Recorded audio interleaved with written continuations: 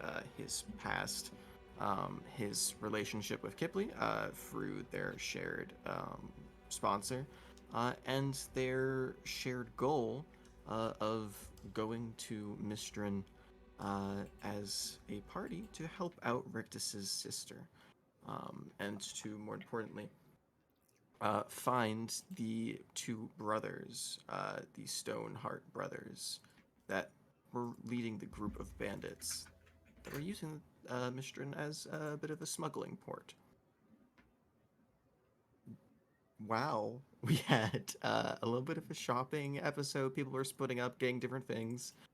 Mammoth went and got a little bush buddy, an awakened plant at a herbalist, um, for a lot of gold, which you didn't question the price of. Which shout out to my boy. And you got some normal pumpkin seeds as well, and a planter box to put onto the ship. Um, we had Rictus going around town buying buying mithril, little trinkets, teacups, plates, and then spent all of the rest of the day melting it down and crafting it into a breastplate at Ivan Burrow Smithings. Um, and then we had Duradon Kipley go down to get some studded leather armor at the guild hall, and to also look for quests that were in the general area of Mistrum, see if you could kill two birds with one stone. Um, well, kill two birds with one stone was a very good analogy for that because while you were there, um, tensions rose, and the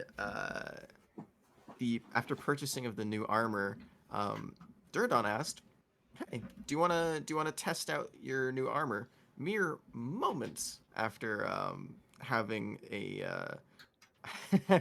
chilling moment where he called Kipley not a conversationist. And this was doubled down on by Kipley blasting Duradon in the face with Eldritch Blast and causing a small scene in the guild hall as the two of you went fucking at it.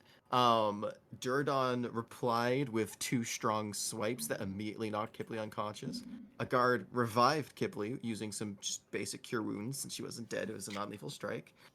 Kipley shot again. Kipley was knocked out again. And Duradon got pigpiled by 7 Common Guard, which eventually ended up having all of you be, or all of you, all the two of you, be thrown in a jail cell for a night, as your sponsors were being contacted, or in this case, sponsor is being contacted by Rowan Eingard, excuse me. Um, he's the one of the captains of the Common Guard. Also, a like semi well known acquaintance of Duradon, as he stops by and frequents the bar in which the bounty boards are kept in, as he too is a vassal and does a little bit of work in between him patrolling and running the island. Um, Questioned the shit out of you guys, tried to figure out what was going on, used detect thoughts spell, and just overall grilled the both of you to get both sides of the story. Told you not to do it again, and basically said that the chain of command, the sponsors running everything, makes it so that vassals can get away with a lot of shit. But he said specifically that Evelyn Kroll gave him full permission that if you did anything like this again, that he could have his ruling come first. So he was a tough cookie, but eventually crumpled and let all of you go in the morning after Duradon Kipley had a little bit of time to talk while chained up on opposite sides of the cell, and got a little bit of background on each other. We got to see a little bit of Duradon's lore for the first time.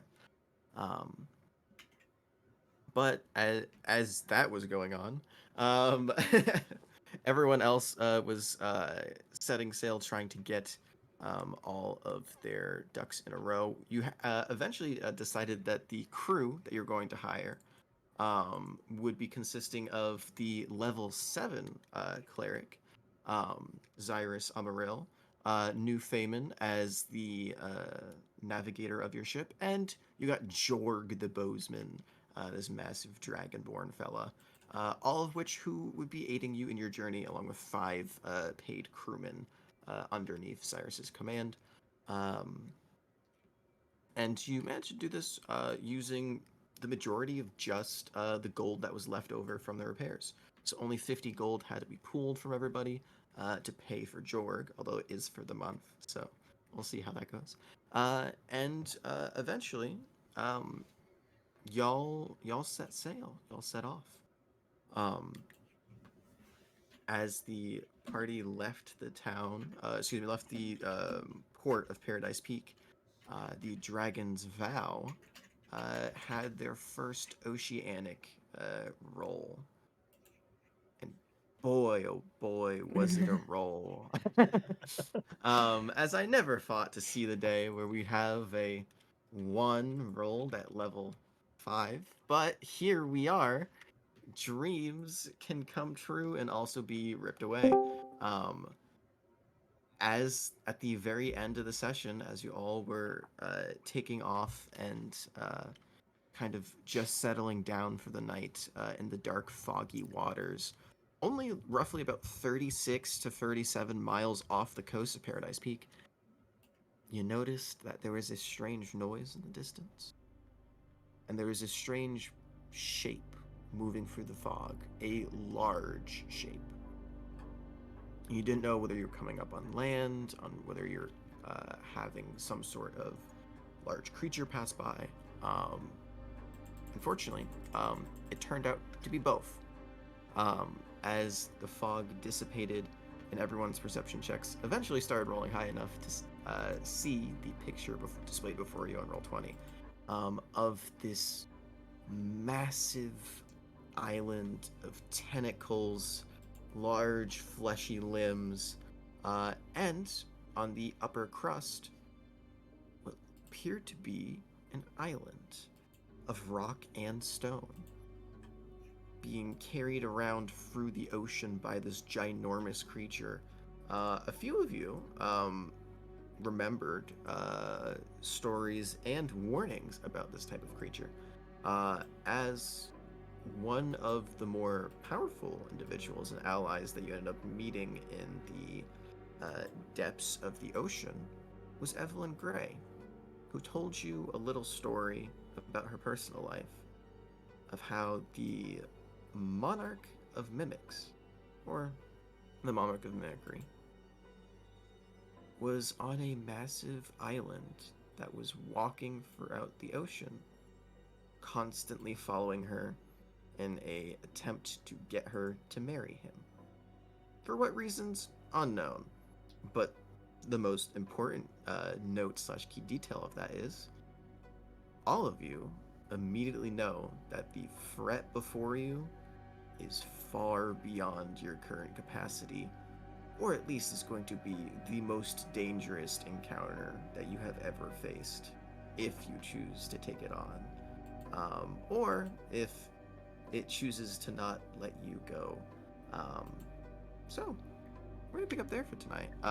As we had just gotten to the point where you realized what this thing was.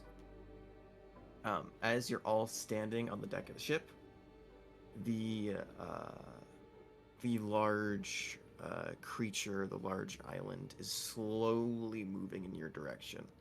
I say slowly. This thing is miles tall.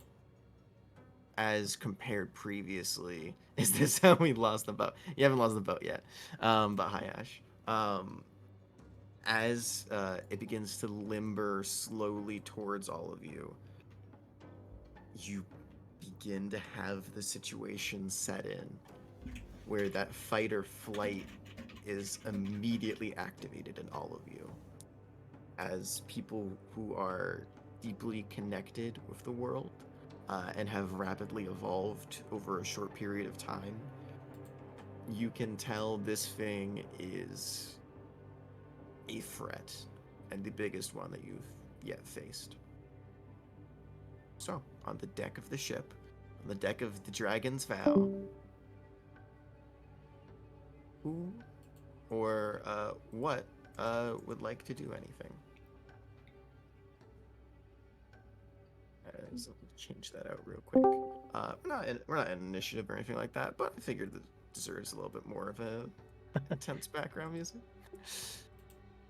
Yeah. Anyone immediately doing anything or saying anything?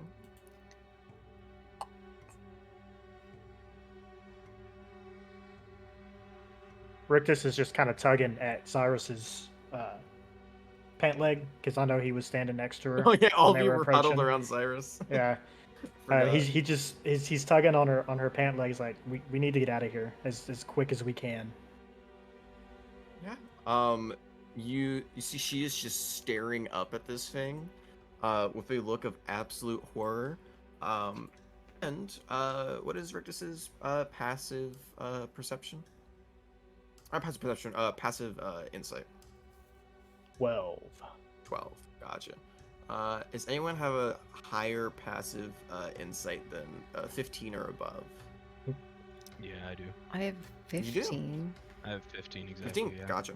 Yeah, I have 15.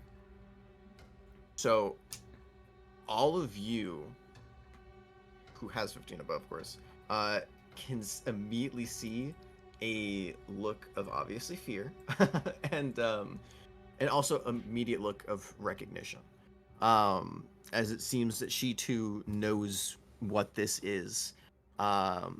As you see, Xyrus immediately pulls out her vassalship token, and clicks the edge of it, and you can hear her immediately go, right, home base, this is Xyrus Amaria. We have a problem. Monarch of Mimics is roughly about 36, 37 miles off the coast of Paradise Peak. We had no notification of this. I repeat, we had no notification of this. He is approaching our waters. I am on a ship with, and she looks around and begins to counting at 1, 2, 3, 4, 5. You can literally see counts like It's 6! She goes, I'm 6. At best, C-class vassals. I myself am B ranking. I do not believe that we are able to take on this threat. I repeat, I do not believe we can take on this threat. I am requesting immediate assistance in whatever way, shape, or form you can provide. And the line is silent for a moment, where you can hear a little bit of a muffled voice. And kind of slowly processing all this and then responding. You can hear a voice that some of which is familiar. As you hear, right, no, okay. Monarch of Mimics. Don't know why he's here. But yeah, sure. I'll see if we can send someone out. That's gonna be. Wait, actually, what is the call sign on this vessel? And you see, she goes, "The Dragon's Vow, madam. I am with the adventuring party known as the Six. We had just begun heading out on our approach to Mistrum. We are no more than 35, 36 miles away from shoreline. There must be something that you can do." And if a vassalship token could smile, here, the Six. Oh, they get into so much trouble, don't they? We'll see if there's something that you can do. Survive for maybe 10 minutes. Someone might come. In the meantime, good luck. And you hear a click as whoever's on the other end hangs up. Kipley, Reese would get one as well, and Mammoth. Go ahead and roll me a perception check. 18. Ooh, Mammoth. mammoth. 7. Mammoth. Yeah, no. Both of you immediately recognize this voice. And it's really quiet and relatively muffled, so you couldn't make out all of it. But Um, the voice who you've heard personally in the last few days uh, sounds like Belle Estelle, the daughter of the Monarch of Dragons. Also, one of the sponsors, but not one of your biggest fans. Uh, so she is the one who was basically cheering at Maeve's funeral. Um, and sounds more than content to hear that you guys are dealing with a problem, and that you assume help's probably on the way, but you don't know whether that help is going to be extraordinarily useful uh, if it's coming from her. But that conversation ends, and Cyrus looks around at all of you and goes, "Right, okay. Everyone remain calm. I don't believe we can turn the ship around and flee at the current speed of which this thing is moving. So we're going to have to try to just avoid and outmaneuver all of those lovely appendages in the meantime." She said it's going to be roughly 10 minutes before anyone can help us. And you can see as she's saying this, her face is... It's a slight crack where you can see that she is attempting to remain in a sense of calm and collectiveness and just focusing on the task at hand, surviving. But you can just see like the edge of her lip quiver ever so slightly. This is also out of her pay grade, as much as it is for all of you. Um, was anyone say or do that?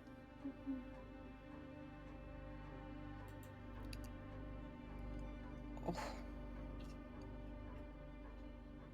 Does anyone have any way of making our ship go faster? She just looks around at the rest of the party.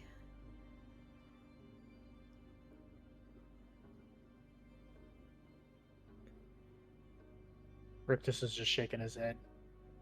I don't have anything. I don't think vortex warp can target an entire ship. Yeah, I got nothing. No magic. I'm a dude.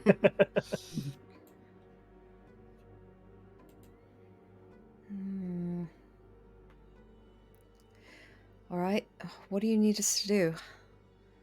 She looks at Cyrus. Cyrus just kind of staring up at this thing goes, "Anything that you can. I'm going to need a bit of time. I've encountered similar situations with larger creatures, but never to this size nor threat. If you can just hold at bay whatever limbs or creatures come after us from this thing, I might have a way to stall, at least buy us some time." Sorry, did you... What? Oh, did I cut in and out? No, did you say other creatures are going to come out of this thing? Oh. Well, I assume there's massive limbs and hands protruding. I don't know what is the threat ahead of us. Okay. Unless any of you have more information on what this creature is, I have only heard rumors and tales of something like this. I wouldn't be surprised if there was other things following this creature. Usually with the biggest thing in the sea, like a shark, there's always parasites lurking nearby. I was more along thinking on the lines of minions coming from that monarch's domain, but yes, that too. Just buy me some time. I need to concentrate, and I might be able to help the ship evade for a small period of time, but it is only for a small period of time. Okay. And I don't know whether your ship can handle it or not, because the repairs well done and operable. Well, your ship was not designed for what I'm about to try. So, hopefully, all goes well. All right. So, Mimic Island. Likely lots of mimics. So, we all need to be keeping a very good eye out for anything new. An eye, at the minimum, yes. stay at the edges of the ship. Check for tentacles, check for monsters, check for anything that's trying to make its way on board. All right, got it. She runs to the other side. Okay. Kipley runs to the bow. What's everyone else doing? Is someone up in the what is it? The crow's nest? At Is the there moment, one on no.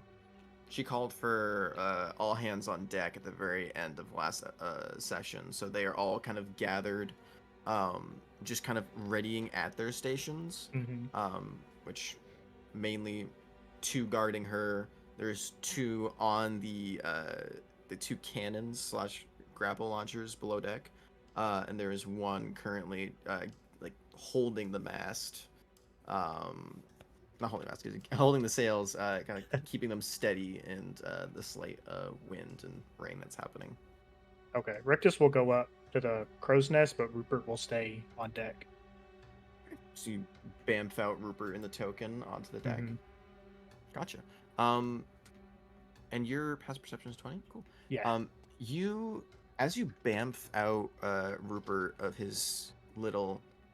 Oh God, don't make. As you bamf out Rupert out of his little token, you notice that the purple gem in the center of his forehead is beginning to pulse slightly. Well, and it's not something I've seen happen before. Never before has it done this. Is he acting any differently? Is he acting like normal? You see he's kind of like burying his fangs and like making kind of a mechanic hissing noise at the beast at the fucking island in front of you. Wow. But you know, how much would a sentient consciousness react? You know, you've never put him in a similar situation, so you don't know what exactly is happening.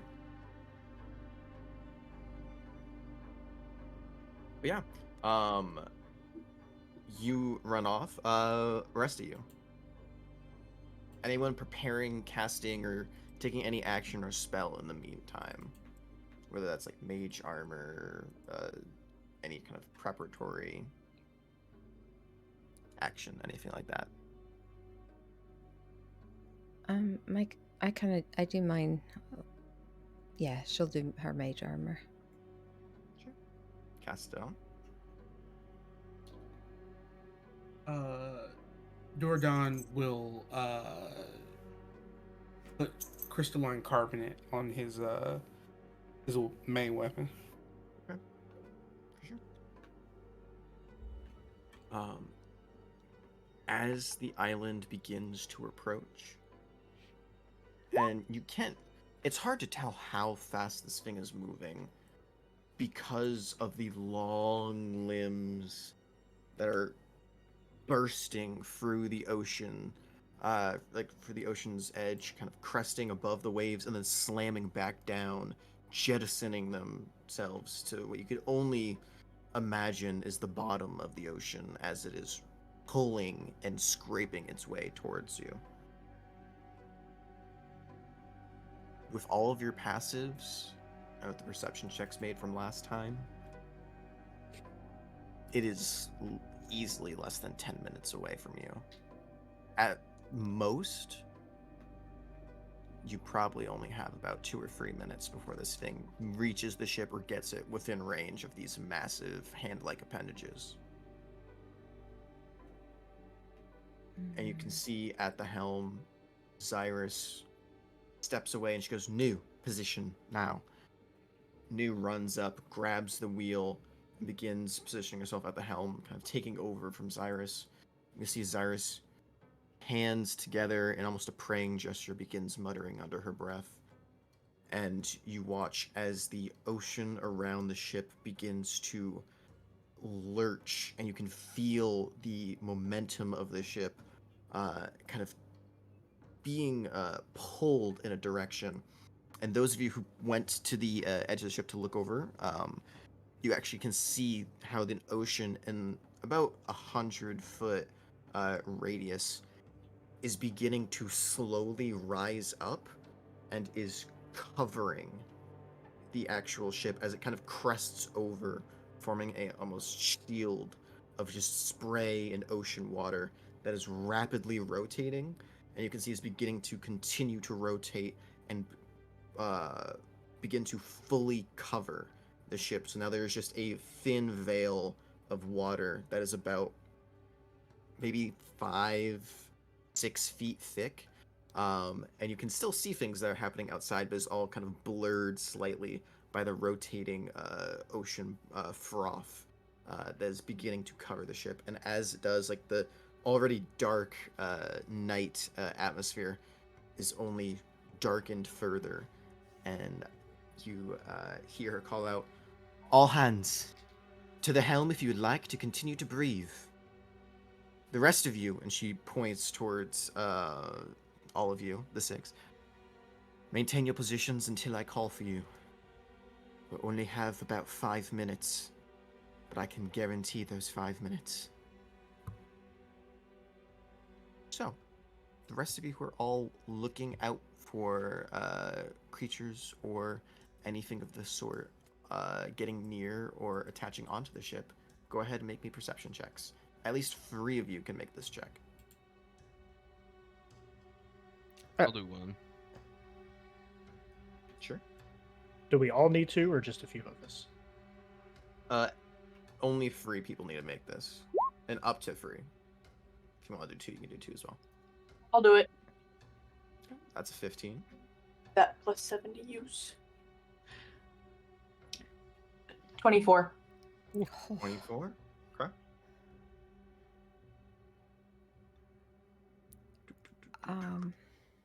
I have a +5 to it. I don't know if anybody. Okay, that's what I've got, so you go for it. Okay.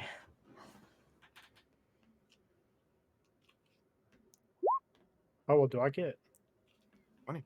I get advantage on perception checks. I forgot about that. Do you? Mm-hmm. The shield. Oh, that's right, because your Yeah. shield. Yeah, that's why you're such a high passive, because you're the... I was like, why did it roll twice? All you, all the time. So it is 20. Cool. So, for 20 and a 24, you, as Rictus and Mustang kind of look over the edge, it's pretty damn hard to see. And now with the churning water above the actual ship as well, vision is restrained to whatever is on the ship or is directly like attached to the side of it.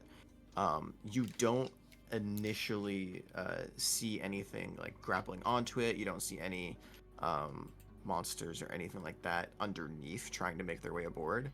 But with 24, what you do see is one of the large hands begins to slowly reach out and expand outward, and they're kind of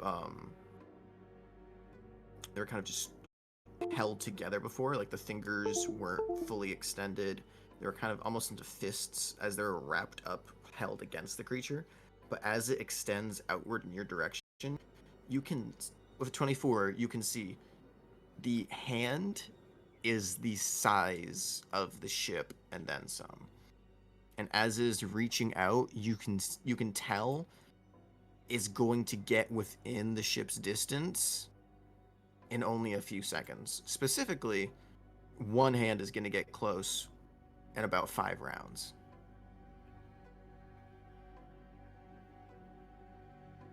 And you can tell this, Mustang. Okay.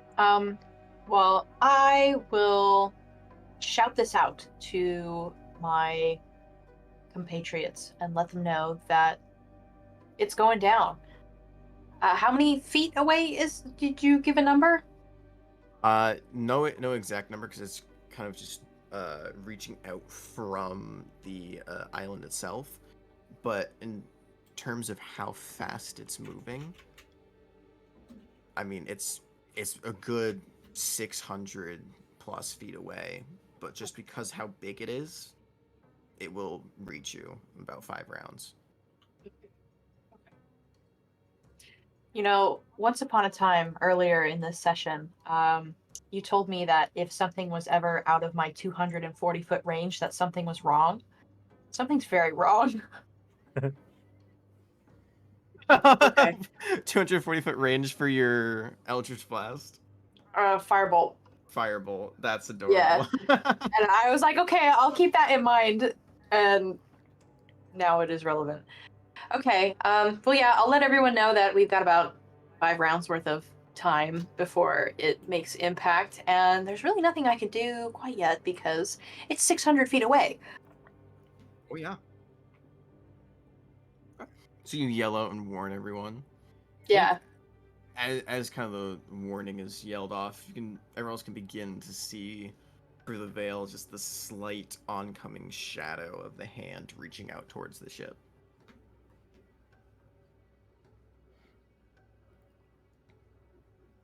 You 5 rounds. What would you like to do? And we're certain that it's coming specifically for our ship.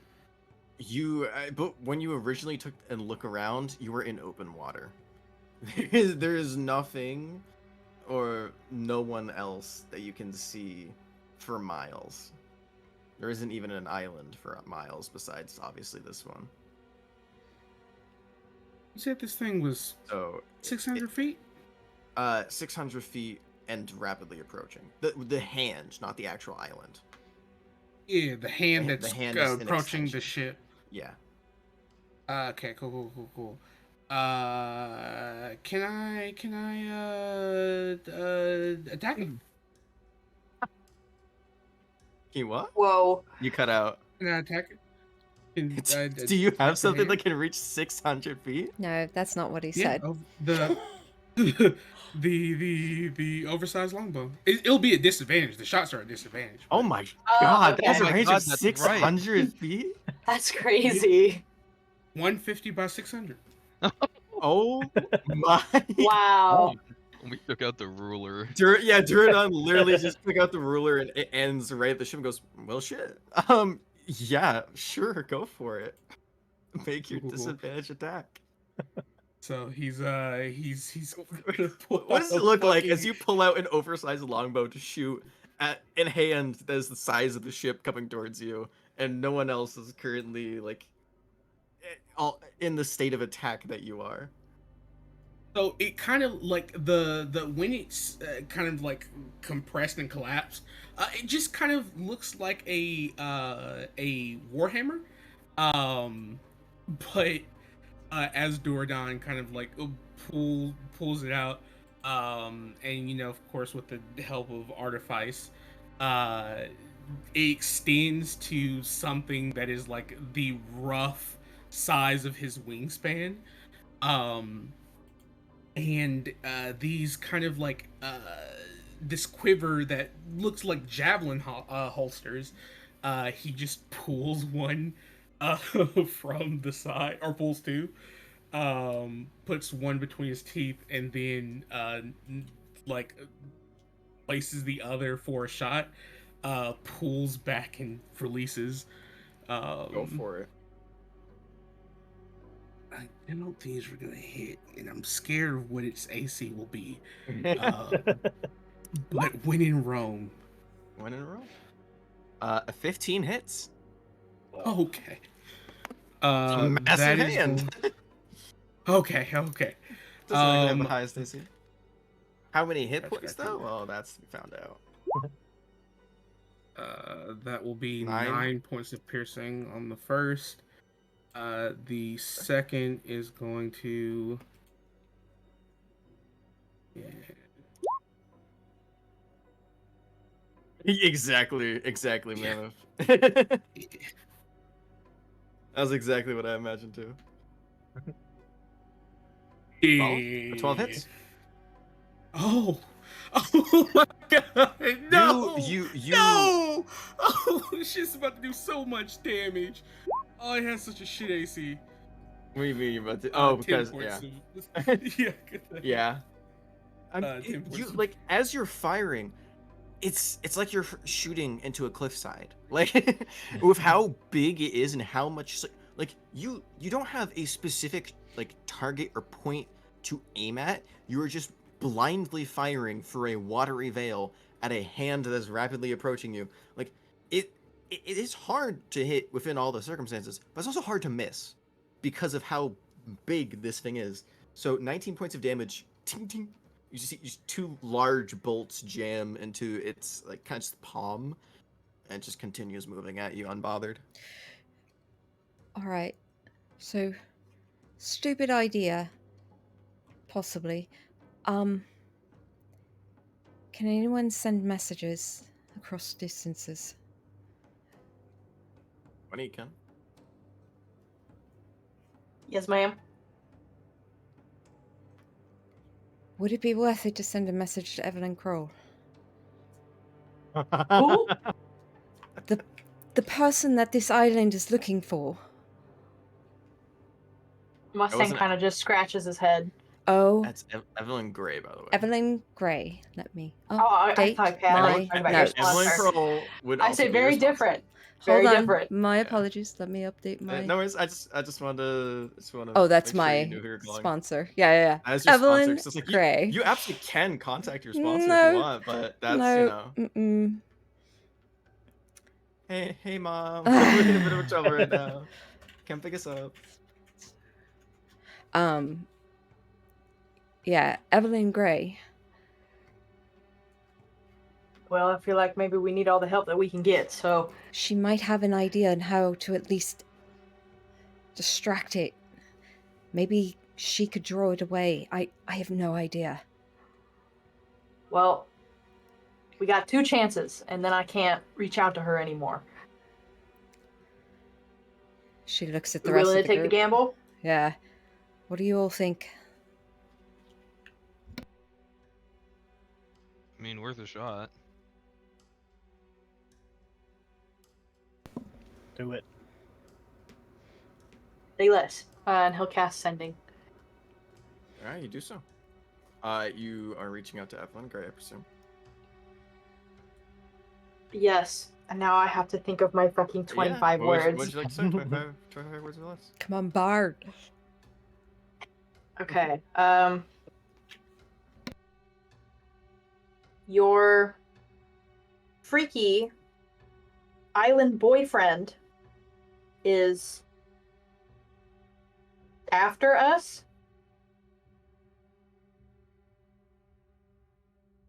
How to solve this problem?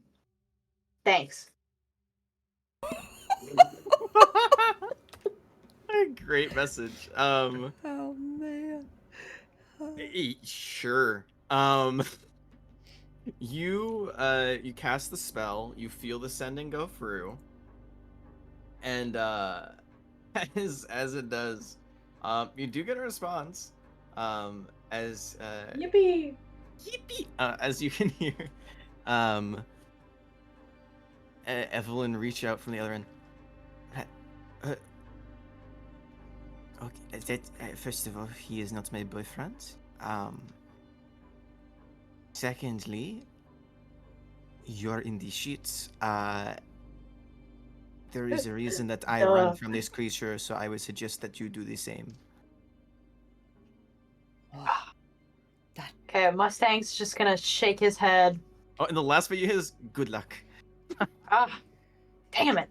And you kind of see Mustang. He snaps and he stomps his boot. What? What'd she say? We're on our own. It's just up to What? us, some elbow grease and good old-fashioned charm and praying for our lives. You know, the usual. That bitch! I told her personal thing. Oh, I'm fucking raged now. Yeah, I'd be fuming too. Totally not the fact she could be, thousands of miles away. Well, who needs her, right? We got this.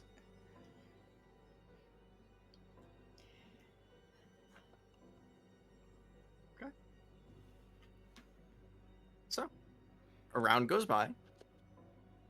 Duradon, you continuing your onslaught? You continue firing? Yeah, same shit, different session. All right, keep firing. Keep two more attacks. Cool. Let me know when it enters the 240-foot range. I most certainly will. Thank you. A 9. A 9? Yeah. A 9. Misses. Okay. All right. As it randomly fires off into the ocean. How high up Is it? Are we to assume? Can I assume that's a big old fucking eye at the top?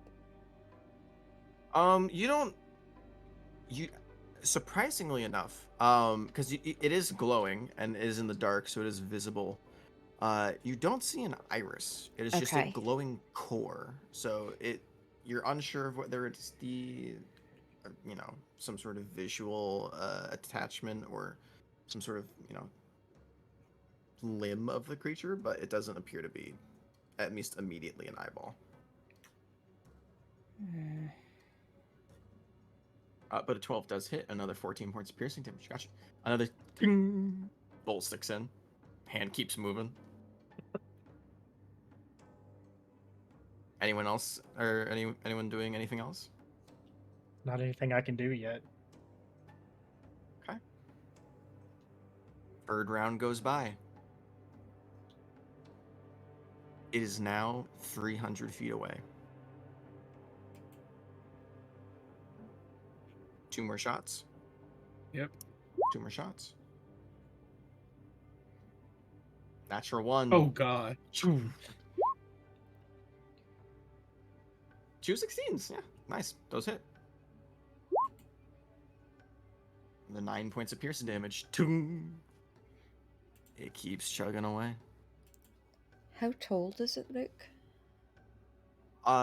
Tall. It is coming down towards you, and like this, it's like at it is at not its full reach, but is just kind of like slowly reaching down towards all of you. From starting like position, go ahead and make me a perception check. I need to turn the Prime 19. Monica into a sniper rifle. Oh my god, that'd be hilarious. Instead of like the slight little harmonica quips when you fire, it's just one big 19. Nice. You can tell this limb when it is like the base of it, when its base would normally be like connected to its, to the island itself. You think it's probably naturally about 1,000 feet in the air, Oh. and it's reaching down towards you, and it's, in a downward arc, is 300 feet away, coming from the upward position. It's not just like horizontally coming at you, like riding along the ocean's edge. It is reaching down, almost like it's going to either, you don't know if it's going to smash you or pick you up or whatever it's going to do, but certainly reaching down. Another day, another victory for the OG. Cool. Anyone doing anything else? All right. It enters 200 feet range. Anyone that has any spells, weapons that have a range of 200 feet may now also join in this barrage. Time to light him up. Oh Make me my attack rolls. god. Okay. Let's see. Yeah, it looks like I only have a couple options here. Okay, let's hit him with that scorching ray. Go for it. 3 of them. Okay, so that's A Scorching Ray has a range of 200 feet? 240 feet. Yes. 240 feet, nice. So that's a 25 for the first one Hits. for 5 points of fire damage. Gotcha. A 13 for the second one. 13 hits.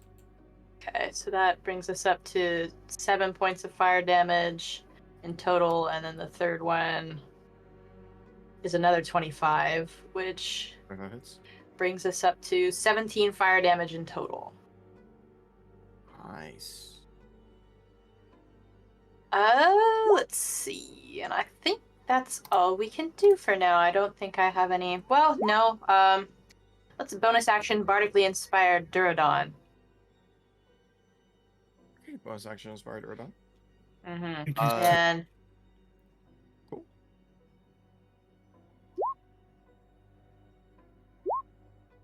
Two 16s hit. Nice. 16 points of piercing damage as well. Nice. hand's still moving towards you. It doesn't look hurt. I mean, it has a bunch of like javelin-sized spears in its hand, and now has little scorch marks around the palm of it. But it continues to move towards you. Is now Just to within... try Oh. and make sure, that is the thing. I'm going to just to myself quietly begin muttering, hand no swiping, just to see if this helps out at all, you know. And just trying to chant it in threes, see if it does anything, see if it's us with the all man and leaves us alone. Just anything. Okay, and this is what kind of No, ability? it's just a reference to fucking Swiper from Dora. Okay, I was saying, are you Yeah. pulling Dora Explorer this shit? Like, did I miss something? Yeah, Any person that is listen. hit from 200 feet away of my bow cannot swipe anything on the ship. It's a weirdly specific ability, but it's mine. Yeah, for sure. You begin muttering. 100 feet. No more disadvantage. No more When it disadvantage. gets to 90 feet, I can do something. Well, unfortunately, when it gets to 90 feet, it's going to be right on top You're of you. on top of me. But also, Rick, just go ahead and make me another perception check. Okay. While you're just kind of waiting, and you're in the crow's nest right now. Yeah, I'm still up in the crow's God, nest. it's terrifying for you because you're literally watching the hand shadow coming directly down towards the ship, and you are now the closest towards it. Actually, you know what? I'll say since you are on the crow's nest and is coming down towards you, it's within 90 feet from you because you're higher up than everyone else is on board. Oh, okay. Well, I rolled my perception. 21. Gotcha. Okay. Go ahead and take whatever actions that you would like, and then I'll let you know what you see. Okay. He gets he starts forming a chromatic orb over his left hand. Has it be a flame orb, and he'll hurl it towards Yeah, for sure. Go for it. thing.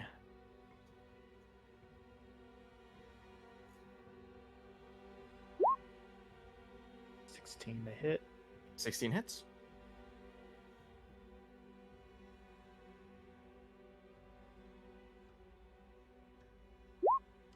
Nice. Good shit. 21 points of damage. fire damage. Good shit.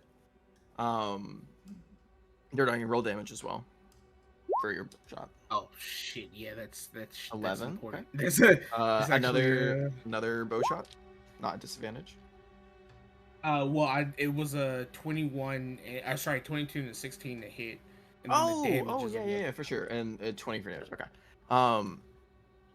Yeah, the hands. And I'm you gonna can see rage. And you rage? Yeah. Okay, you rage.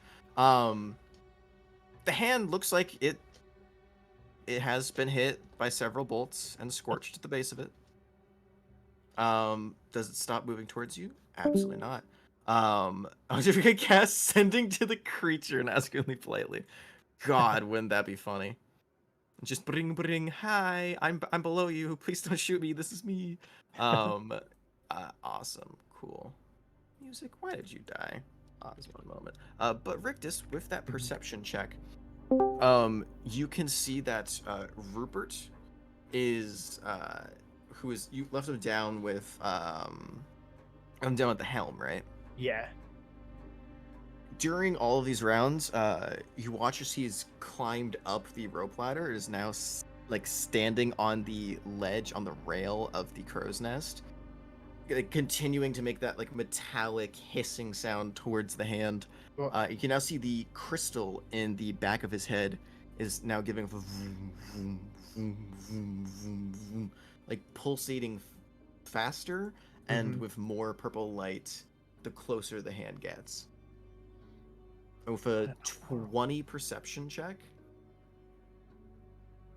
it's not as much as you perceiving like the current situation, but you just get almost like a tug in his direction, and you can feel like your hand, as you release the diamond, you spin the fire and your fiery orb crashes into the hand above. Your hand is left kind of like up in the air for a moment as you're trying to like slightly shaking, taking in the environment, taking in what's about to happen. and you can just feel your hands slightly moving down towards Rupert. What do you do?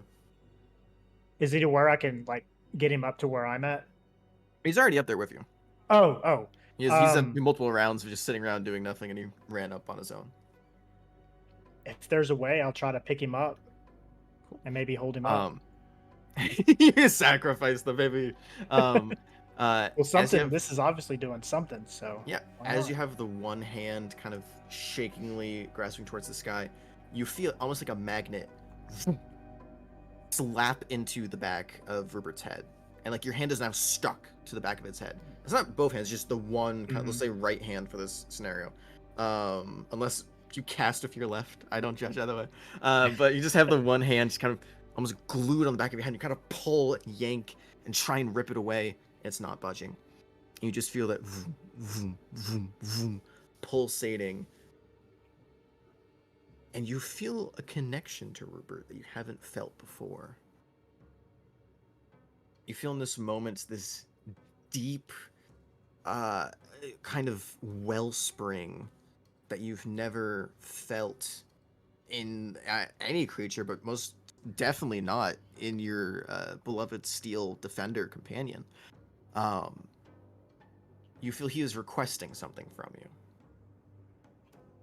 you. You don't necessarily think it is the intelligence of Rupert. Mm-hmm. With your passive insight and intelligence, you just get the feeling that the crystal specifically is requesting something. And is requesting a lot of it. Can I tell what it's requesting? For 20, you're not high enough to know exactly what it's trying to get. Oh. Is it too late to add It is. the bonus? Yeah. Yeah. Yeah, it's already too late. It is. You see the hand coming, crashing down towards you. You see as all the spells and the bolts are firing around you. In that moment, as your hand is locked into the back of Rupert's head, you feel you have a choice of denying it and rejecting it and trying to continue to pull away, or you can give whatever it is asking for without knowing ahead of time. He's got a curious mind, so he's gonna give in and let it Okay. do what it wants to do. Let me ask you this. 'Cause I do not know what level you cast that spell at. How many spell slots do you currently have? 5. Doesn't matter the level, just how many in total. I have 5 spell slots. 5 in total. Okay. Mhm. Go ahead and make me a straight intelligence check. Just using your intelligence bonus. +5. Okay.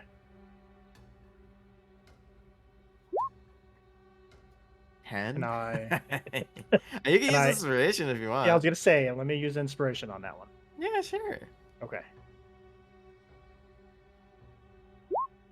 15. Okay. Little better. And this is you using just your raw artifice and your innate casting to resist and control whatever this was. If you kept the 10, you would have lost all 5. You feel 4 spell slots immediately sucked out of your body in 1 second. Oh wow. Mark down all of your first levels and 1 second level spell gone. Okay. Gotcha. And your hand releases, pulls away from Rupert. And you can see that pulse goes dark, dull. The gem stops glowing. The large hand, on the 5th round, begins to collapse on the ship. And just as it does in this moment, the world stands still for Rictus. As in this round, you are about to be crushed by something that probably weighs thousands of pounds, moving at you at a very fast speed. And you are but a gnome standing in the face of a danger that you've never once seen or experienced before in your life. the gem.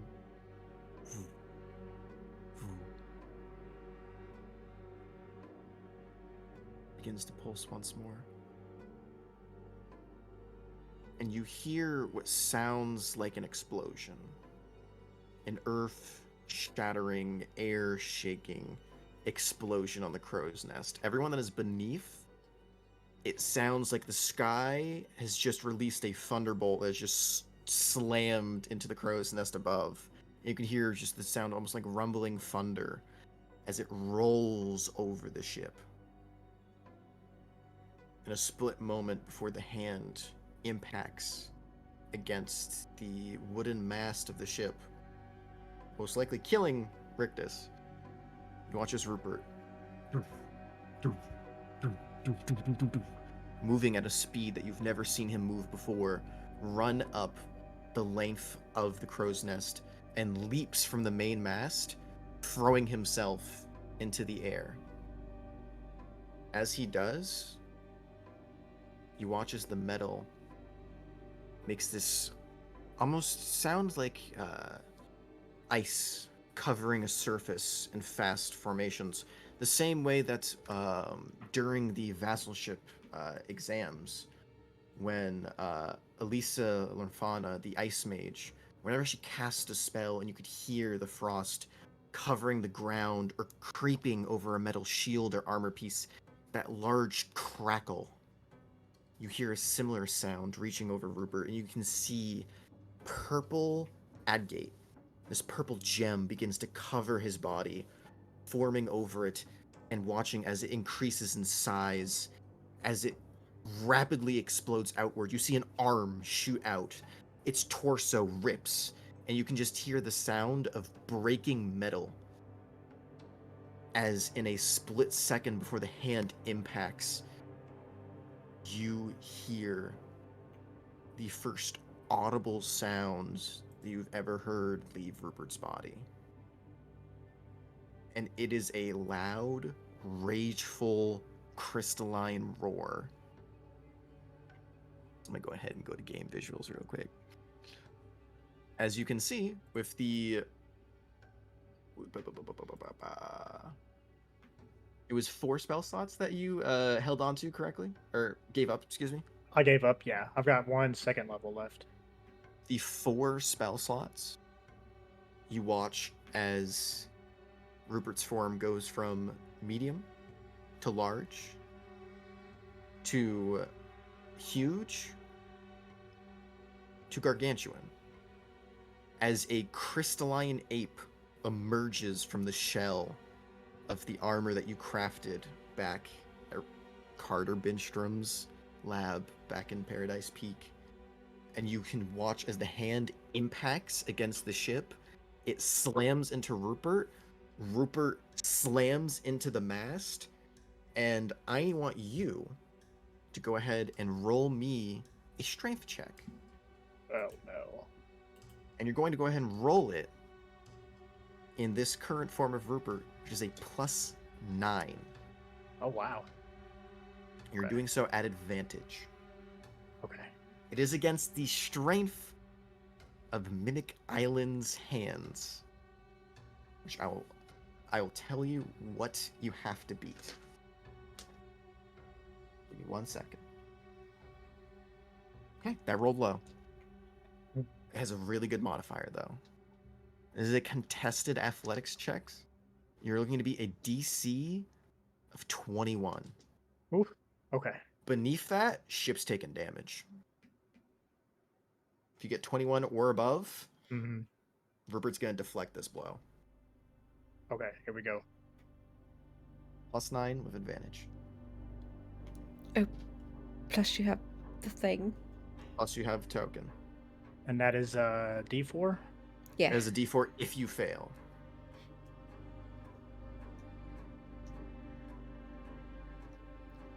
Did it not? I just rolled it. Did it not go I through? didn't see it go through yet. It came through as a 7 and a 13.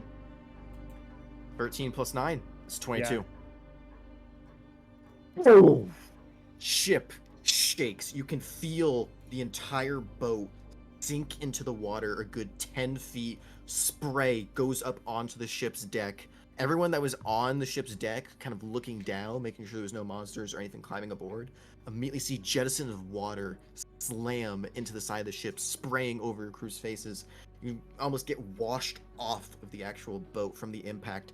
The ship's mast creaks with the additional weight added onto it, but you see as this large crystalline version of Rupert's form is holding the hand above his head and is keeping its fingers at bay for the moment. It is now within 0 feet of the ship. It is now encapsulating the ship. Everyone, you get your actions. What would you like to do? And at the end of the round, Zyrus gets her action off. Also, for those who'd like to know what Rupert looks like, go ahead and check game visuals.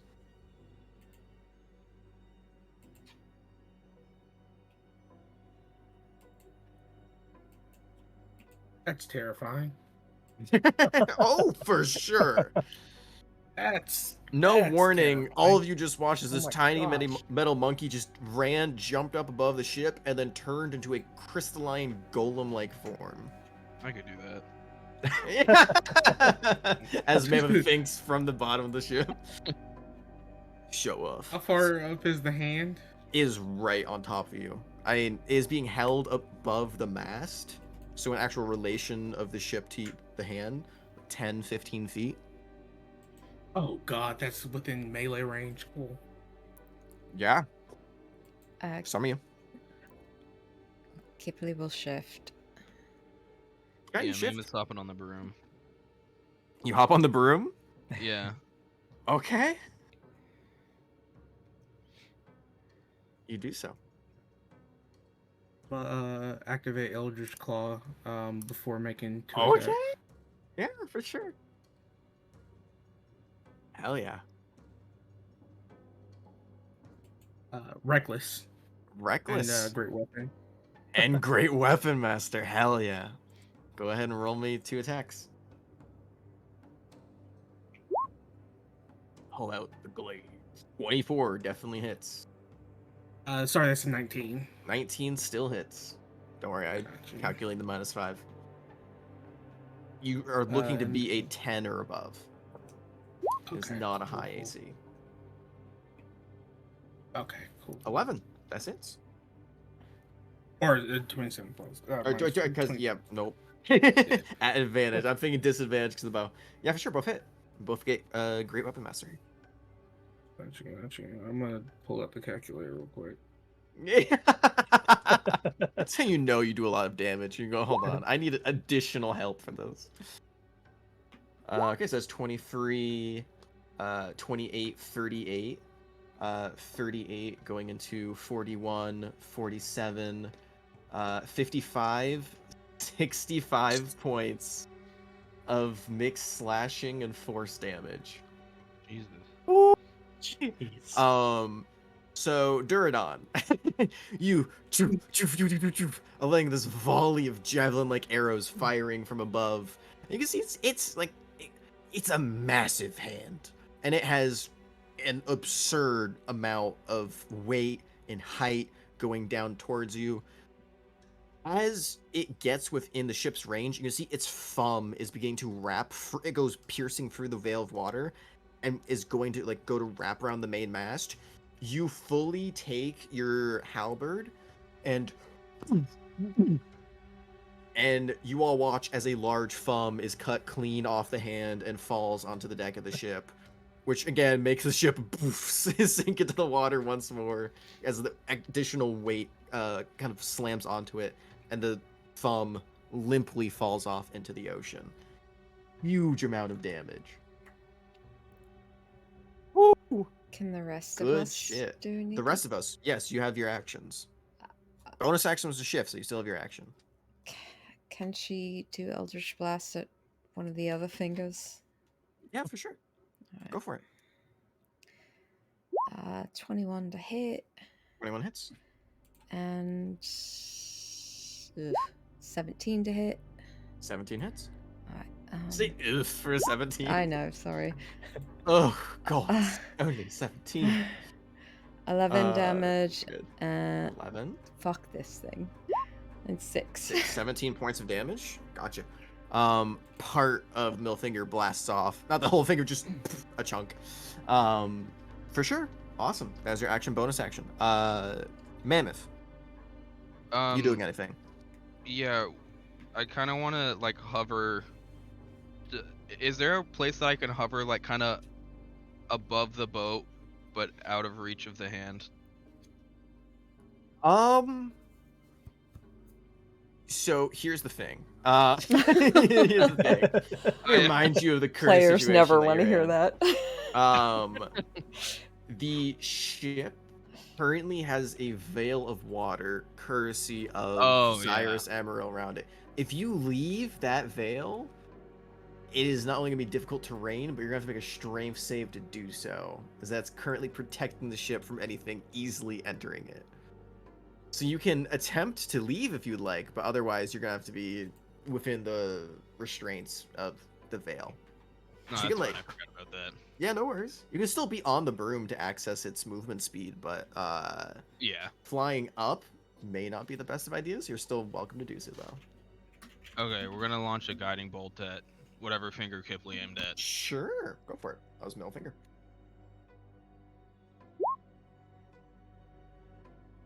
Du-du-du-du-du, 90 hits.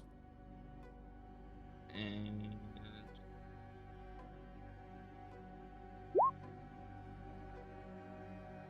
We're looking like 15. 15 points of damage. and then we'll just bonus action Shillelagh. Bonus action Shillelagh. Nice. Mustang. It's the creepiest Cthulhu shit I've ever. Okay. Love that. Is the middle finger still on there? Middle finger is just barely holding on by a thread. We're ganging up on this middle finger. Ganging up with the middle finger. Go for it. Okay, let us. What we firing off with? I think we are going to do 2 regular pistol attacks with the Primonica. Are you using bullets? Yeah, we're using bullets. Hell yeah, we're using Good bullets, old-fashioned baby. bullets. Go for it. Pop, pop. All right. So that's a 24 to hit for the first one. Hits. Okay, and that's just 8 points of piercing damage, and Gotcha. then 18 for the next one for 9 points of piercing damage, which I didn't. Let's see, that's 17 in total. Yeah, the middle finger. It kind of been you kind of chewed at the same place. Both Kipley starting it, Mammoth following up, and with the guiding bolt, you actually would have had advantage. Actually, go ahead and roll me one more attack real quick. See if you crit. Oh, okay. One more attack roll for the first. No, another 24. Okay. Finger still goes flying off. Only 3 fingers remain, and they're looking pretty hurt. Cool. That was Duradon, Kipley, Mammoth, Mustang, Rictus. What are you doing? Well, am I in melee range of anything? You absolutely are within melee range. Okay, because I don't have As any. 2 of the fingers are wrapping around the mast, and you can choose to slice at either one. Okay, I wasn't sure if I could swing at him from where I was at. Yeah, he'll reach down for his warhammer, or his hammer. Sure. And you see it start glowing as he casts Branding Smite on the hammer, Oh, hell yeah. For sure. and then he will take a swing. Swing away, my friend. Dirty 20. Dirty 20 most certainly hits. Hell yeah. Roll damage. So it will do 11, and then with the Branding Smite, Oh, what is the... Oh, yeah, what is the... Does it have to make a con save for it, I believe? for I think the it's Branding some sort Smite, of branding, for the- yeah. I don't think so. It just says the next time you hit a creature with a weapon attack, the weapon gleams radiance, and it deals 2d6. Oh, there's no additional save. It just it can't turn invisible. Boy, you know, that's a shame. Totally can do that. Sure, yeah. So that's 18 points of total. And then he has a second attack. Go for it.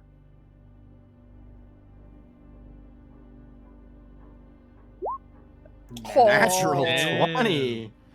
Oh, that would have been so great to hit the branding smite on, but Right? still, Good still, shit. still good, still good. And this will be Because four. branding smite is just one done, correct? It is, yeah. Yeah, I figured. Hell yeah, still really good damage. So that should be. Did it roll the crit for you? I don't think it did. I think that's no, just a it's- regular. Go ahead and roll me. Go ahead and roll me another d6. And another. What you call it? Another d8. Okay. You want me to just roll the damage again? Yeah, if you'd like. Yeah. Is that okay? Well, because it. Yeah, it'll just minus 5 from whatever it Just rolls. take 'Cause 5 it'll off of it? add the modifier. Yeah. Okay. I'll just do that. And then just take. Go roll Well. for it one more time. 10. It's just 5. Gotcha. Okay. Well, and it gets the additional d6 from lightning damage too. Oh, that's right.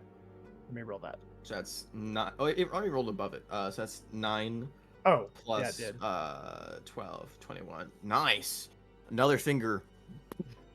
Boom. You're just impacting it repeatedly. The first strike glowing. You can see like the radiant energy glistening around this one finger, and it doesn't obviously grant advantage, but now it just kind of lights up the pretty dark night that is around you, as it kind of pulls and like retracts away in pain. Now the hand's starting to show some signs of hurt.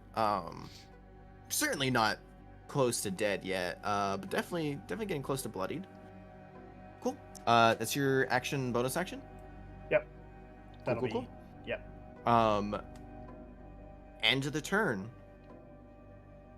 Cyrus calls out. If you would like to live and you'd like to continue to breathe, I would suggest all non-Aquans to gather at the helm. You have 6 seconds, so don't dally. I will allow in this moment everyone who has a reaction can go ahead and use their reaction. You can want to dash towards the helm if you would like. Yes. Yeah. Yep. Is anyone not? What did she say to dash to the helm? She said Non-Aquans? She said any non-Aquans. I suggest you dash to the helm. Yeah, we're definitely not Aquan. Yep, definitely. I'm not fucking an Aquarius. I'm a Gemini. Sure, you all rush over, expending your reactions. You run and get within 20 feet of the helm, where you can see she has finished her casting, and this blue kind of almost transparent looking bubble has now encompassed all of the back of the ship. So including the helm and kind of the rails and just the space around it. You can see it is cramped. It is her, it is the 5 crewmen, it is Jorg, it is New, and all of you as 11 people smush into this one 20-foot radius bubble. And you can feel the ship. And you watch Rictus as Rupert is still at the top, resisting the hand, sees all of you back there, and make me one more strength check for him real quick. Okay. Still +9, still an advantage.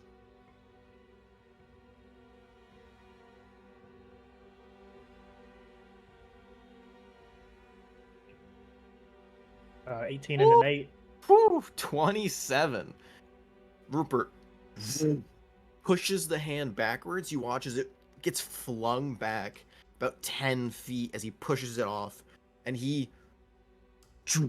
falls down onto the ship. And as he does, the crystalline form shrinks, shatters, and you watch the limp body of a metal little robot, metal robot monkey, just slams against the floor.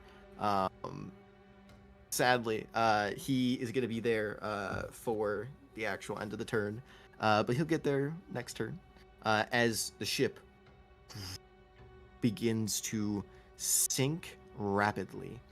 You watch as the water around you dissipates completely, and you now see the hand in its full shape reaching towards you once more, diving down, and the ship is pulled underneath the water 100 feet as you watch the sails are all uh, uh, put up by those sailors who are on standby right before they run towards Captain Amaril. You can see that all of the ports that hold the cannon doors closed are shut and locked. The actual doors to go beneath decks shut and locked, and the entire ship is sealed tightly and begins to submerge as you all are flooded with this wave of water that hits the bubble and washes around it and continues going outwards past you, streaming down. As you begin to descend and continue to go down, you can just feel the ship lurching into the dark waters below.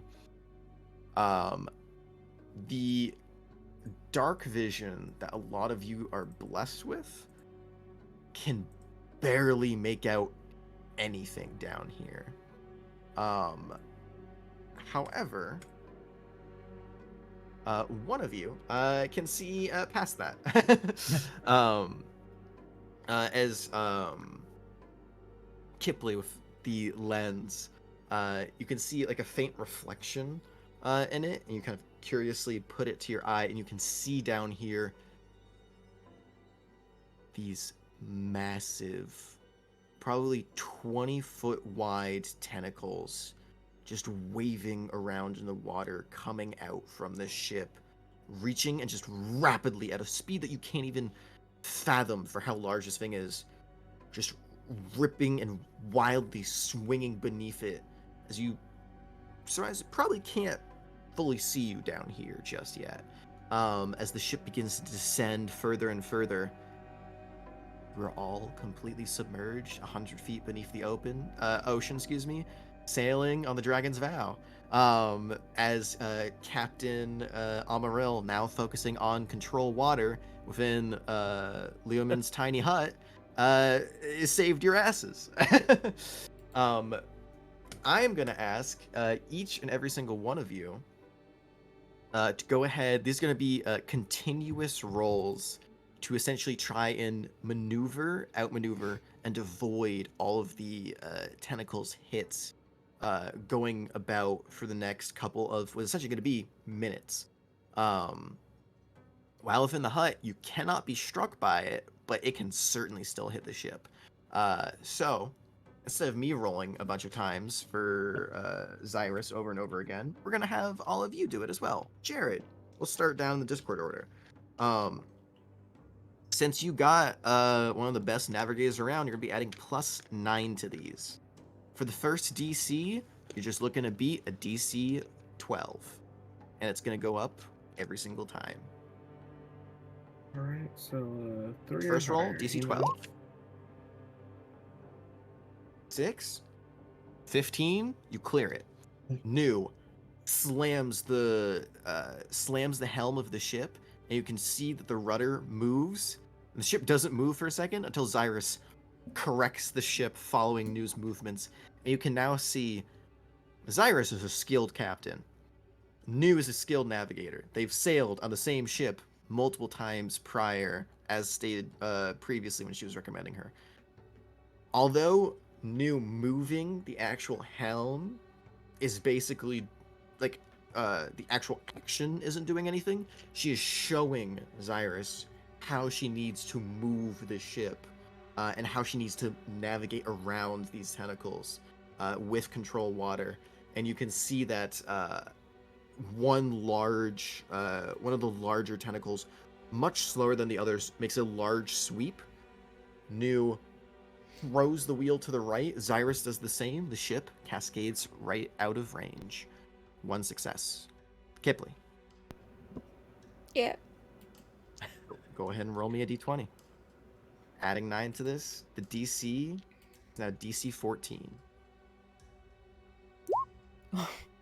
3. That's 12. Do you have anything to add to that or no? I mean, other than an inspiration. Would you like to use one? Yeah, this is probably a good time. Sure. Go for it. For free to a 10, 19, certainly a success. You spend the inspiration as you can see one of the smaller tentacles, much faster than the others, juts down towards you. And you kind of call out this time, one of the only people who can actually see down here. And the ship was about to move right, and if it did, it would have just got pierced straight down through the middle, and you veer off to the left just in time with the aid of Zyrus. That is 2 successes. Mammoth.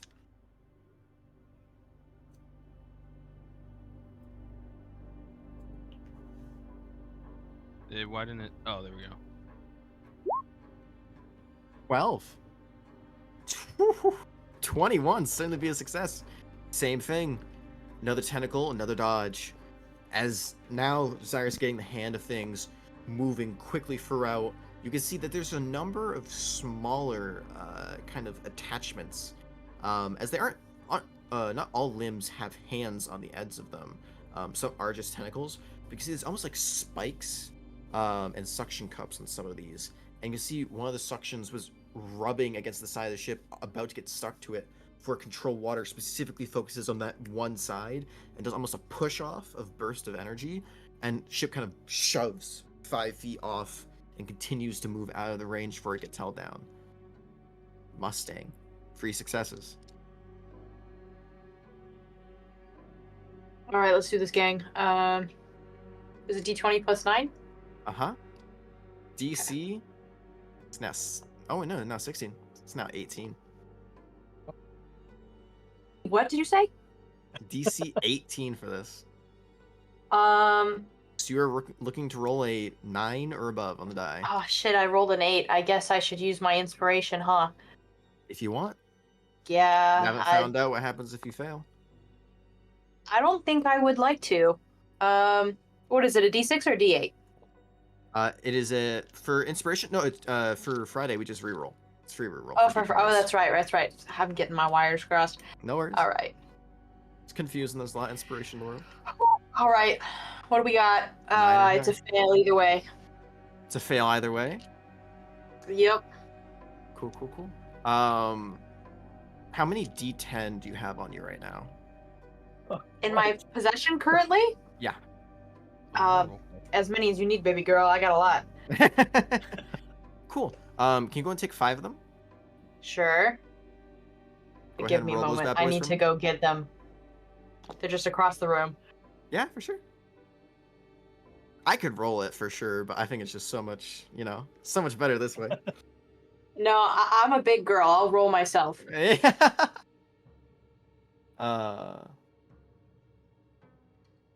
Before I forget, let me go ahead and pull up that beautiful ship D&D Beyond sheet. Ship's full HP, so it should be able to take a few hits. Emphasis on a few. What's the max? Like 350? It's 350 hit points. Okay. This is technically considered a galleon, so pretty beefy boy. You said it was 5d10, right? 5d10. Okay. The Let me know total what you get. is 13. 13 for 5d10? Yeah. Yes, the total is 13. I rolled a 2, then a 4, then a 1, then a 1, and a 5. So I think it might actually be like 14. Jesus Christ, that is low. Hell yeah. That's why I That was is like, very "Are you good. sure it's 5d10?" Did he say 8d10? Am I missing something? All right. So that is 14 plus 10, so it's 24. 24 points of damage to the ship. Probably the best way that could have gone. As you see one of the tentacles impact against the side, unable to dodge this one. Ship takes it. It still leaves a large indent in the ship. You can see water is now beginning to pour in to the quarters below. Fortunately, some people will be sleeping in some soggy beds tonight. If you live. So that is 24. Let me go ahead. 24 points of damage. It's a pretty 326 hit points. Cool. Rictus. Mhm. Want to make me one more check? Gotcha. DC. You're now looking at DC 21. Oh. Can I use guidance on Niue or No. the other one? Because it's not necessarily a continuous check. It's Yeah. just, we're just rolling for survival checks. So 3, that's a fail. And you already used one of your inspiration dice. You can use your last one if you want, Yeah, let's go ahead. or you and can use take the shit, or take the shit, or you can take the hit, it. or you can take a shit. That also can happen. Let's go ahead and use It's it. Why not? mutually exclusive. Go for it. Didn't do any Another better. free. Jesus Christ. Cool. Would you like me to roll a 5d10, or would you like to do it yourself? I can roll it. I'll roll Sure. it. Go for it. 5d10. Come on, roll me some big boy damage.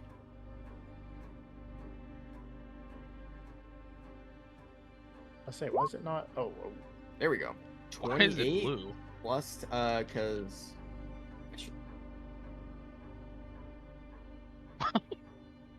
I don't know. Roll 20. I don't know either. But That is weird. that's 38 points of damage. Well done. Nice. So we actually got some big hits in there. Hit points now beneath 300, so at a pretty 288. Not within sinking range, but still 2 large hits to the actual hull of the ship. And normally you would have the option to attempt to repair it, but underwater it's not really an option. As Jorg steps out, he's gonna die. So the ship is just taking these smaller hits from the tentacles as they're trying to wrap around, and they're trying to you aren't sure if they're trying to destroy it or grapple it, but because Xyrus keeps yanking away from each hit, the ship just gets large chunks of both the hull and the actual like starboard side is just ripped out, and there's now a pretty sizable chunk of the ship that is just missing. But that is 3 successes, 2 failures. Overall, an immediate success for the first of the multiple challenges prepared for tonight.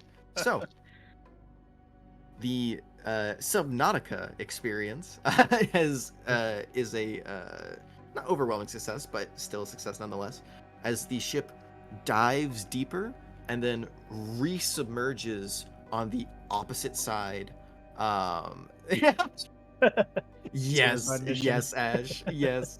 We love Mass Effect out here. The ship submerges from the depths of the ocean water beneath it, now moving at full pace, kind of speedboating on the actual surface of the ocean, just skipping like a stone away. You have gone underneath it, and you are now behind it and continuing outwards, kind of veering off to the right. You're still within its range, and it's still pretty close.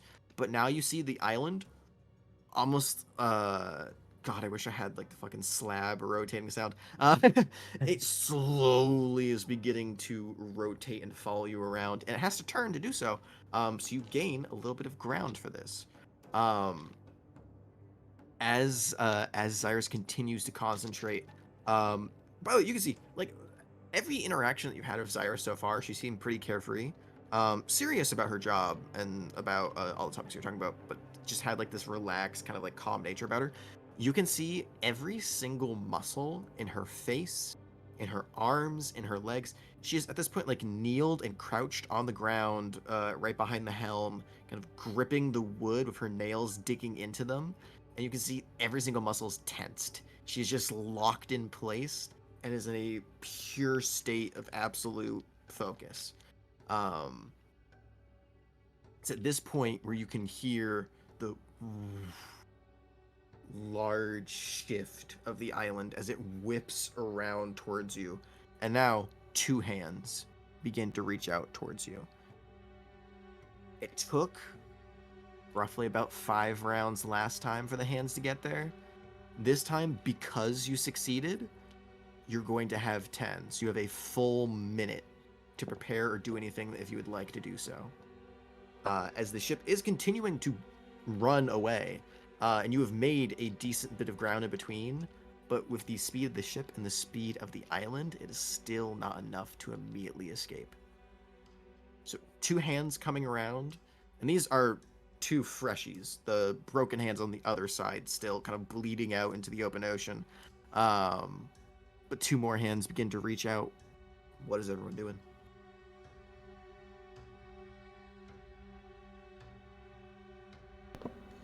Chilling. Chill. Oh Chilling no, like a why did villain. I just forget his name? The monkey. Rupert? Rupert. Is he He's still on? gone. Yeah, no, he is a construct and doesn't need to breathe. And as you all submerge and like take a, like you're in Lehman's tiny hut, so like the bubble prevents water from breaking into it. But like as you gotta like take a breath of relief, you can see Rupert is clinging to the mast, almost like when you get like a wet cat in a bathtub and they really don't want to be there. Rupert is just clinging and like shaking to the mast. It was just arms just barely hanging on. Yeah, he's still alive. Okay. How far away is the closest hand? At this point, there's still a good 1,000 feet away. Oh. Okay. Yeah, you guys made pretty significant ground with the 3 successes that you got. So you have a little bit more prep time this time around.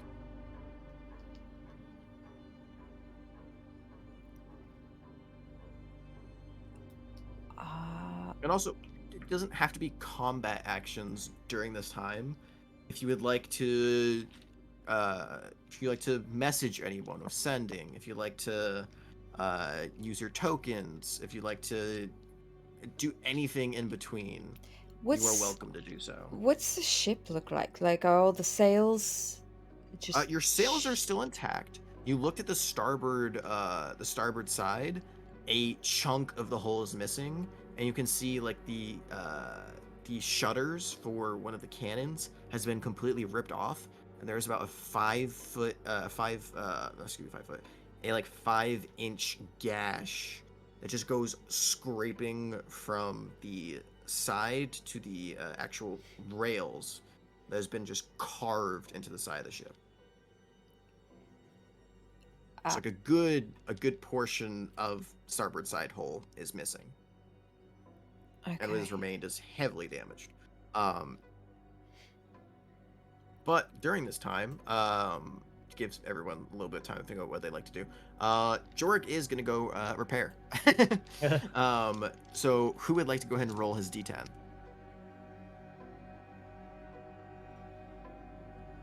I can I'll also do it. roll it. If not. Okay, cool. We'll roll one more D10. Wait, one he can D10, do this excuse me. 10 times? He can passively do this, but in combat, he can only do this up to 5 times per day. I got a 10, baby. Oh, okay. Yeah. You got a 10? 15 hit points restored to the ship. As Jorg, you see his backpack, like in the same way that Duradon's bow expanded outwards from like this tiny compact item, his backpack unfolds, and you can see just a metric shit ton of wood falls onto the deck. Jorg grabs planks and begins throwing them into the side of the ship where they stick, and like they kind of like jettison a little bit as they're stuck into the ship, and then he bends them down and begins like hammering and nailing them in, and that's 15 hit points back. Oh shit, Jorg doing 90s, Jesus Christ. Gotcha, cool. All right, that is the ship's turn. What is everyone else doing? So are we topside If now? anything. Yeah, you're back above the water. It is faster to travel above the water than it is under the sea, and that Okay, was just yeah, the makes sense. original Xyrus plan to kind of dodge the main hands that were following you. Rictus is gonna go get Rupert. Yeah, you go and grab Rupert. He's on just hanging to the middle mast, for his dear life. But you see, he kind of lets go and falls down onto the ship, as he sees you approach.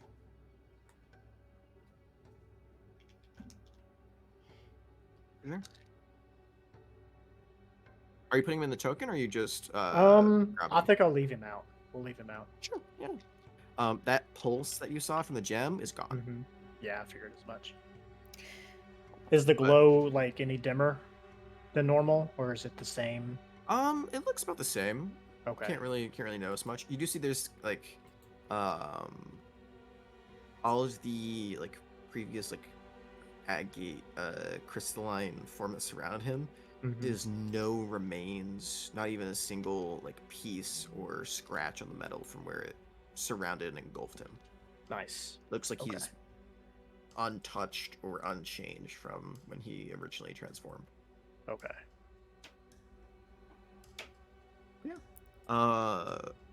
Cool. So unless anyone has anything else, a round goes by. 900 feet away. And just let me know if anyone would like to do anything during the remaining rounds, or we can just get to where it gets to 600 feet and Duradon can start firing off again. Does anyone want me to send any messages to anybody? Going once, going twice. I wouldn't know who to message. Yeah, I'd say the Dimbalas would be a good ally to have right now, but kind of up a creek without a paddle on this one. Yeah. You know, help's on the way in some capacity. You just don't know how long it's going to take. They're slowpokes. Oh, excuse me. I forgot to roll for that. Said roughly 10 minutes. It's already been at this point. We're entering like the 2-minute range. Oh my As in, God. it's been 2 minutes, or they will be here in 2 minutes. It's been 2 minutes. Oh my God. god. Before we get into the bow range, can I pull out my Ooh. vassal token and call my vassal? Sure, you can absolutely do so. You get the ching, a gold piece is consumed. Thank you for calling. Your time is very valuable. Please stay on the line. A few moments pass, and you hear, "Hello. Evelyn closed, currently busy, but I am the assistant. If you need anything, you can leave a message with me. How can I help you?" Hey, tell her I understand now. Fucking monarch. Tell her I understand is the funniest shit. I'm sorry. Continue. Fucking monarch. See if she can get somebody on this. What the fuck? We just left. It was like a day. It's less I'm than sorry, you seem to be breaking up. What is what is the message that you would like to leave for Miss Crow? Who is this? This is Duradon. Tell Oh, her. Savage Hunter, how are you? Hi, yeah, hello. How you doing? Monarch. There's a What monarch. about the Monarch? There's a fucking monarch. He yells in his coin. Screaming there's a Monarch. Yeah. And there must be some confusion. Monarchs, there is no monarchs around Paradise Peak besides the dragon. There is a fucking monarch of mimics right now. I'm looking at him. I'm looking at it. Give me a persuasion check. Oh fuck! All right.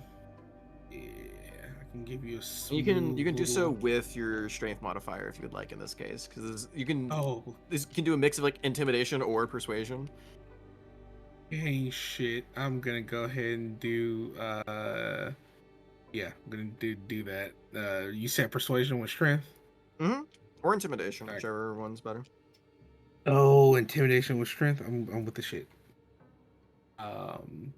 That is going to be whatever this is +3. And I'm gonna go ahead and fucking burn inspiration. inspiration push, sure. Yeah.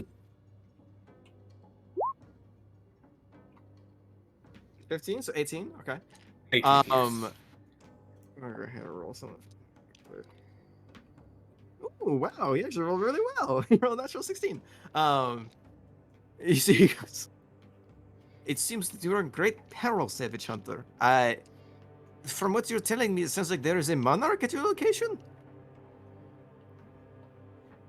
Get Evelyn.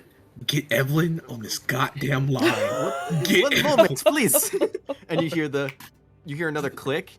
And you hear, your call is very valuable to us. Please hold. The collect call agency of Evelyn Kroll is currently busy as you're being transferred to another line. Do do do do do do do do do do do do do. Copyright infringement is not a joke. Okay. Damn. About 30 seconds go by. So actually multiple rounds go by at this point. And you hear cha-ching as another gold is consumed. You get Evelyn Crow is currently not available, but I can send a message to her. What would you like to say? There is a monarch on our position. Right, no, anything Get specific help. besides that. Okay, alright. We'll do Savage Hunter. Click. Ends, and you don't know whether that was a success or fail, but my help. Okay, I will be a total dick. Go ahead and roll me a straight luck check in roll 20. Almost in front of the board. God. Go ahead. Yeah, roll it on the roll 20 page. Go ahead and roll me a straight luck check. This is gonna be a straight d20. I'm not gonna tell you the modifier you're adding to this. I'll tell you, it's not a lot. 19? 19. Okay, go ahead and roll me a d6. Ooh. You really want high. 5.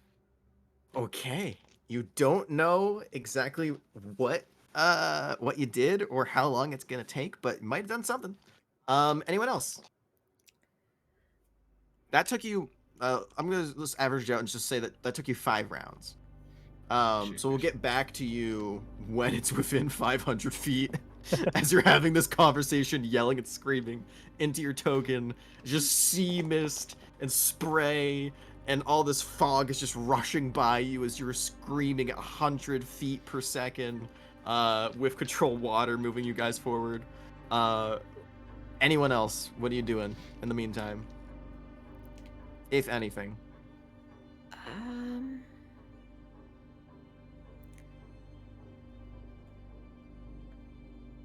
Resistance, I guess. You cast resistance? Yeah. On who? On yourself? Yeah. Okay. You cast resistance. You see a small little green orb begins hovering around your head. Whee. Whee! Anyone else? Oh, which by the way, Mammoth, go ahead and roll me a d20. Is this straight to luck determine check. whether I get fucking eaten or not? No. Okay, cool. D20? Yeah, straight d20. Okay, well. 7. Why did That- it? Oh, that's a 7, not a 1. Okay. Yeah, that that planar box isn't looking too good, bud. No! I put it in the token. The bush buddy is fine, but like 70% of your gourds are gone. Just Not my washed gourd. away. Half the dirt is gone. Only like a semblance is left. It's fucked. Dang. Okay, yeah, everything's going in the hole. Okay, so you try and shove the planar box. I assume you installed it into the ship, right? I have no It's- idea it- how big this box is. If it's It's big enough. It's an 8-foot long planar box. Oh, You I got a was just massive like planar imagining box. a pot. But no, yeah. no. So I guess planar your box is fucked. awakened sapling fit in a pot, but he gave you a massive planter because you got a shit ton of pumpkins. So if you want, you can put your bush buddy in the token. He's still there, but you miss out on a lot of pumpkins. Sorry, bud. Okay, that's fine. We'll go back. I had to think about that because I was like, wait, ship just dove underwater going 100 feet per second, and those plants are not held down by a lot. So some very happy fish are gonna get fed later though. Cool. Just pumpkin seeds. We've been any- gone for like a Anyone day. else? Go on. Rictus is just holding on to his warhammer, ready to go. Just waiting until it gets into melee range. Yeah. Yeah. So are you staying in the like radius of the helm, or are you going back to the crow's nest? I don't think he would go back up there. He would stay in radius of the helm. Okay. You stay within it. Gotcha. It gets around to this point, unless if anyone has anything to do, interrupt me. Otherwise, it gets within 500 feet. 5 rounds go by. Durdon, if you'd like, you can start making attacks. Left or right hand, your choice. Ooh, I'm left-handed. Fuck So that right I guess I'll hand. go- yeah, fuck the right hand. Cool. All right, 2 attacks, disadvantage, pop. Oh, not with the -5. Still hits either way. Good rolls. If you got sharpshooter and great weapon master, that'd just be overkill. 19 also hits. So 20 points of piercing damage. 2 large javelins soared through the air, sticking to the hand. Keeps moving. Are you aiming for the palm, or are you gonna aim for a finger? I've never known a palm to be useful without fingers. So I'm going to try to aim for the fingers. A strange sentence. Yeah. Ting ting. It hits the pinky. Pinky's still standing. Cool. Another round goes by. 400 feet. Kipley's gonna fly just up to the crow's nest and just grasp on. Sure. You hold on.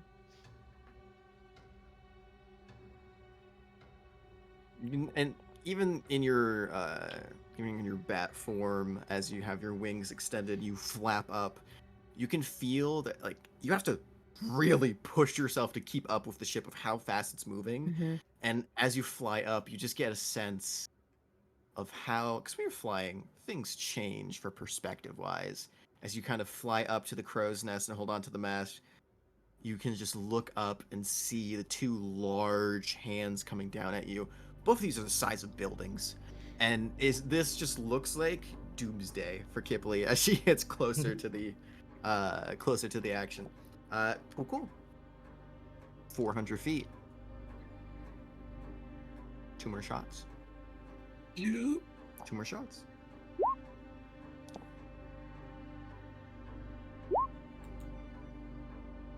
So 14, 26, both hit.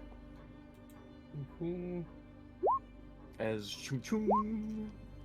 Pinky's still intact, but looking hurt. As 2 hands begin to approach, you can see the left one untouched, continuing to go towards the one going towards you. The right one, kind of like the pinky's just kind of dangling. Like the 4 other fingers are still extended towards you, but the pinky's just kind of like limply dangling, threatening to fall off, but still holding on for now. As you see, like a few fleshy tendrils still connected. Cool. 300 feet.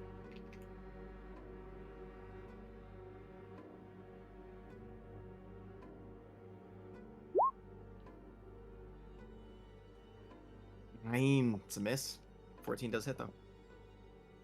I want you to know that's the 3rd time that this fucking bow has almost crit, but because it's disadvantage. Hey, Okay. man. At least you're doing some damage. 10? Choom. Pinky goes flying off. 4 more fingers remain. Okay. Anyone else doing anything? Alright. 200 feet. 2 hands begin to converge. Everyone with a 200-foot range can fire off attacks now, which I believe, Mustang, that now includes you. Yes, it does. Go for it. All right, let's get it in. 2 15s hit.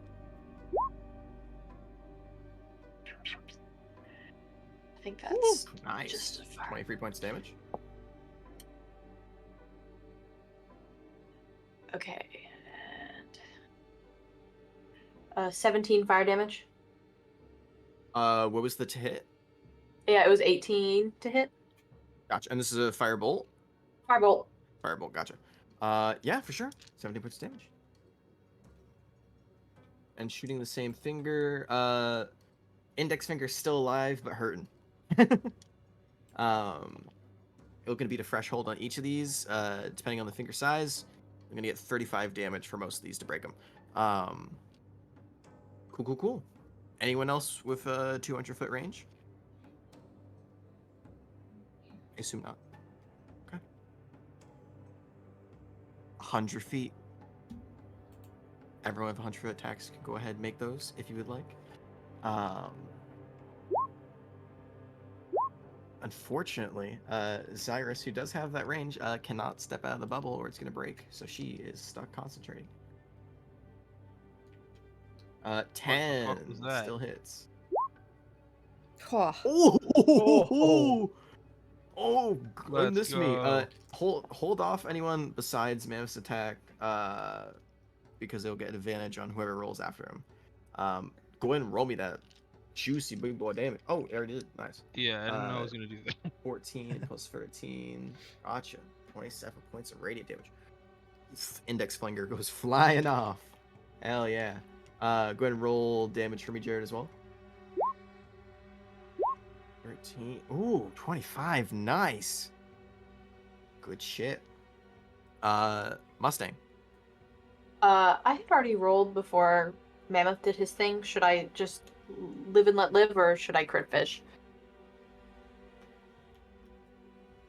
Say live and let live, and the next attack will have advantage then. Okay, yeah, it was a You go 26 board. to hit with 13 fire damage. 13 fire damage. Nice. Another finger is off. Only 2 fingers remain on the right hand. Left hand's still sitting pretty at all 5. Okay. Anything from anyone else for 100 feet? I Kiplio Eldritch Blast. Oh, first one's with advantage. Ugh. One more time in case it crits. Oh, god damn it.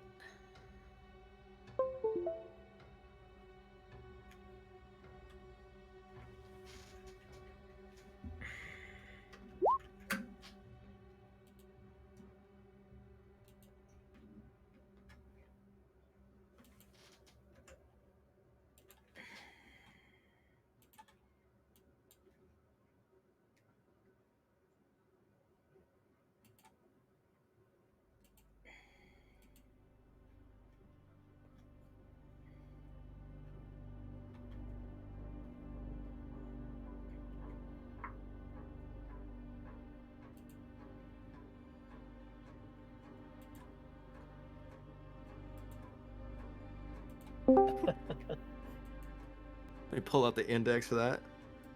Welcome back, Kipley. Sorry. No, you're good. An 18 does hit those, and go ahead and roll damage. Okay. Hold on, I gotta get back into. No worries.